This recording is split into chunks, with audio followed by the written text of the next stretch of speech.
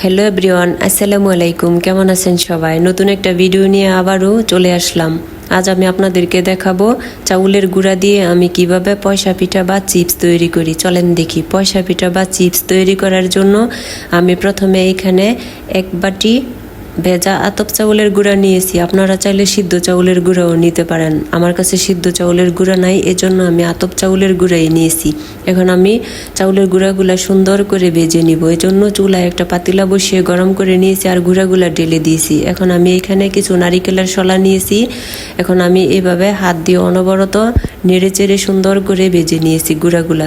দেখেন, এখন আমি একটা বাটিতে ঢেলে নিয়েছি আর গুঁড়াগুলো কতটা জোরজোরে করে টেলে নিয়েছি। আর এদিকে চুলায় একটা পাতিলের মধ্যে আমি পানি বসিয়ে দিয়েছি। পানিটা একবারে ফুটিয়ে বলক উঠিয়ে নিব। ফুটন্ত পানি দিয়ে আমি সুন্দর করে একটা ড্রো তৈরি করে নিব। এই জন্য বাটি থেকে চাউলের গুঁড়াটা আমি একটা গামলার মধ্যে ঢেলে নিয়েছি। এখন এর মধ্যে পরিমাণ মতো লবণ দিয়েছি আর হাত দিয়ে ভালো করে সুন্দর করে মিশিয়ে নিব। মিশানো হয়ে গেছে। এখন ফুটন্ত গরম পানি আমি অল্প অল্প এর মধ্যে দিয়ে দিব। পানি দিয়ে দিয়েছি, পানিটা অনেক গরম, এই জন্য আমি হাত দিয়ে ধরবো না, একটা খুন্তির সাহায্যে এভাবে নেড়ে চেড়ে দিয়েছি। এখন আবারও পানি দিয়ে সুন্দর করে হাত দিয়ে মথে আমি সুন্দর একটা ড্রো তৈরি করে নিয়েছি। দেখেন, একবারে শক্তও না নরমও না, দেখতেই বোঝা যায়। এখন নিয়েছি আমি একটা কাঠের পিঁড়ি। এখন আমি এখান থেকে সামান্য পরিমাণ ড্রো হাতে নিয়ে এভাবে পিঁড়ির মধ্যে হাত দিয়ে ডলে ডলে সুন্দর করে একটা লম্বা সমান রোল তৈরি করে নিব। আর দুই সাইড এভাবে থেতলিয়ে সমান করে নিব। আপনারা চাইলে আরও মোটা করেও নিতে পারেন, কোনো সমস্যা নাই। দেখেন, আমি এইভাবে করে ঠিক 6টা রোল বানিয়ে নিয়েছি। এখন আমি সিদ্ধ করে নিব। এই জন্য আমি চুলায় পানি বসিয়ে দিয়েছি। আমি 2 রকম পানি বসিয়েছি, একটা সাদা আর আরেকটার মধ্যে দিয়েছি সামান্য পরিমাণ হলুদ। এখন আমি এর মধ্যে দিয়ে দিব 3টা রোল,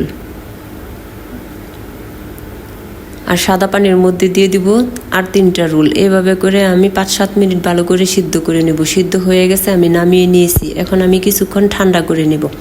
এজন্য আমি ফ্যানের নিচে রেখে দিয়েছি। দেখেন, এখনো বাপ উঠছে। ঠান্ডা হয়ে গেছে। এখন অন্য একটা প্লেটের মধ্যে নিয়েছি। এখন 4 ঘন্টার জন্য আমি নর্মাল ফ্রিজের মধ্যে রেস্টে রেখে দিব। 4 ঘন্টা পরে একটা বটির মধ্যে সামান্য সয়াবিন তেল লাগিয়ে এভাবে আমি পাতলা পাতলা করে সুন্দর করে কেটে নিব। এই কাজটা কিন্তু অনেক ধৈর্য সহকারে করতে হবে। বাড়ি হলে কিন্তু চিপস বা পয়সা পিঠা খেতে একদম ভালো হবে না, শক্ত হবে। এজন্য আমি যত দূর সম্ভব পাতলা করে কেটে নিব। দেখেন, আমার কাটা হয়ে গেছে। দেখতেই বোঝা যায় আমি কতটা পাতলা করে কেটে নিয়েছি। আর এদিকে হলুদগুলোও আমার কাটা হয়ে গেছে। এখন সবগুলা একসাথে আমি ভালো করে রোদ্রে শুকিয়ে নিব।